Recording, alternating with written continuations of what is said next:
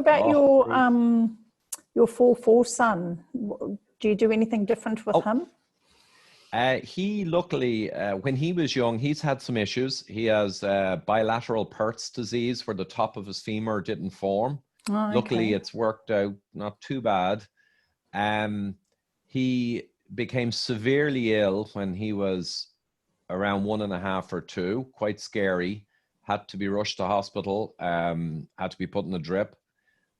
Something I'm very angry about, actually, even when I talk about it now.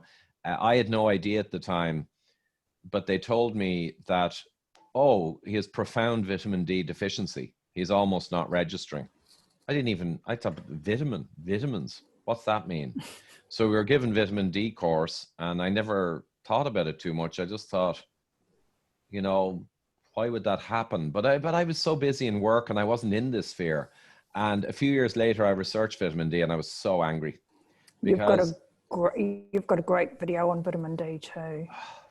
I must share that. I must make sure I share that as well.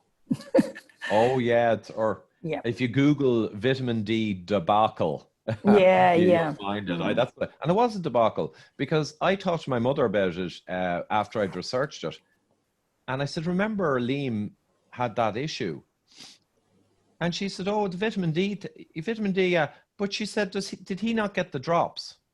And I said, "What do you mean?" She said, "When you were young, all the mothers in the area and all the nurses, the vitamin D drops. Every mother had the vitamin D drops for the kids. Because if you're breastfeeding or whatever, you needed the vitamin D drops. Otherwise, they'd have a problem." And she said, "I didn't know you didn't know that." And I said, "No, none of us are told that." So they actually dropped the practice of infant vitamin D sometime in the last 15 years or 20 years. They just dropped it. And the reason is, I suppose, there's no money in it. The FDA and all the regulatory bodies hate vitamin D. Pharma hate vitamin D. All the industry hates vitamin D. So I guess they just dumped it. So my son ended up profoundly low in an urgent case. And I discovered that these, I don't know, idiots, devious, they dropped a practice that was hugely important. They just dropped it. Public health. So very angry about that. Yeah. And you're asking about the EE4. Yeah, I think his profound deficiency, his other issues probably relate to E4 sensitivity to modern foods. So E4, APOE4, and APOE4.info is the place to go. It's a group of APOE4s with all the discussion. APOE4.info. I mean, I always send people there. So if you're 3-4, that's around 17% of the population. You're APOE3 and you're APOE4, because we have two strands on our DNA. And those people will have a general sensitivity to modern foods and the modern environment. So it's the oldest ancestral gene. Humans were E4s around 300,000 years ago. Then E3 came in, then E2 with the agriculturists.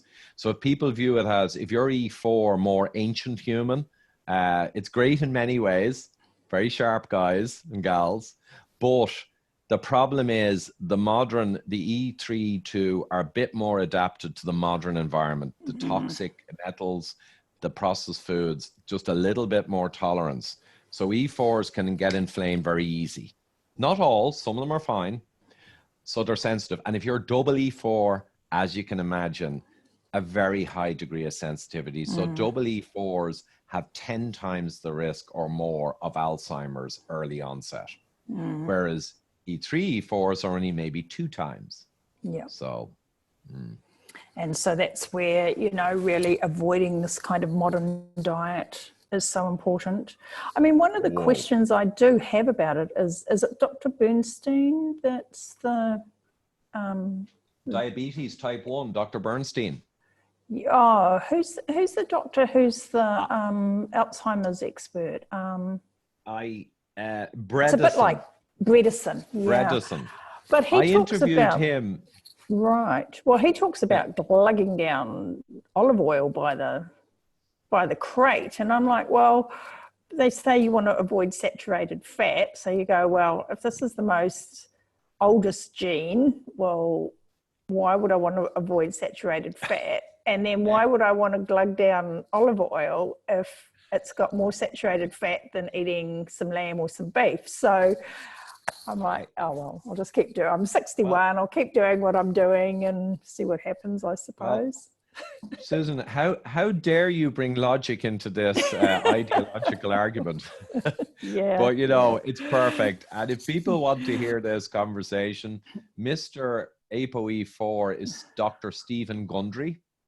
And actually, Dr. Bredesen, who I interviewed in his home, actually, north of San Francisco last year. So that's on my list of podcasts. And I used him to get contact to Dr. Stephen Gundry, because Stephen Gundry is a big guy, huge business, very hard to get. So Bredesen was friends with him and got me through. So I have a 45-minute conversation with Gundry, pretty much on APOE4. And I actually challenged him with exactly what you said. I said, well, hold on, logically, you know, ancestral gene, does this make sense? And I asked him, do you think the saturated fat is only a problem if you're also eating the problem foods with it? And maybe it's okay without. And it was a good conversation. And he actually allowed a lot of my points. And he acknowledged that it was always cheese and saturated fat from meat together that his patients would eat and get inflammatory markers go up. Right. And he acknowledged my point that he never isolated those two. And cheese, you know, especially if it's casein A2, I think, it can be very insulinogenic for a start. And cheese can have other autoimmune type problems. So it's very unfair to say the meat and the saturated fat was a problem when the people always ate cheese and meat. They went back on cheese and meat and their inflammation went up. Hold on a minute. Did you get anyone to eat cheese for a month or two or just meat, no cheese? The answer is no. So I'd say it's associational. The meat and cheese is perceived to be the bad thing. The Which saturated is a jolly shame, because I love cheese. My guy, my double E4, I'm perfectly happy. He eats saucisson, cured meats, olives, and organ meats even. He's adventurous and he loves meat. And he eats ribeye steaks. Yeah. So nice. He eats crap as well. And I warn him, you know, for you, this is dangerous, but he eats a lot of meat. So I know he's getting good nutrition as an APOE4, E4.